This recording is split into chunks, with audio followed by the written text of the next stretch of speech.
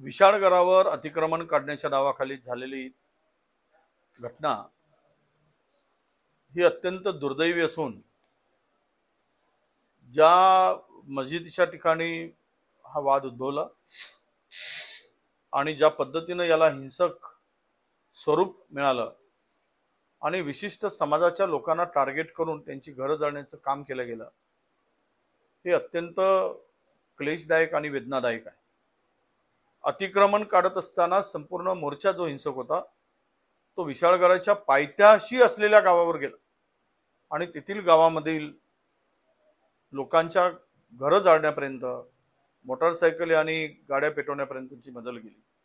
मला वाटतं की ही दंगल किंवा ह्या घटना सरकारच्या पायाखालची वाळू घसरल्यामुळे सरकारने गेलेली पद सुधारण्यासाठी जातीय तणाव निर्माण करून, हिंदू मुस्लिम असा वाद निर्माण करून स्वतःची पोळी शेकण्याचं पाप करतायत हे आता स्पष्ट झालेलं आहे।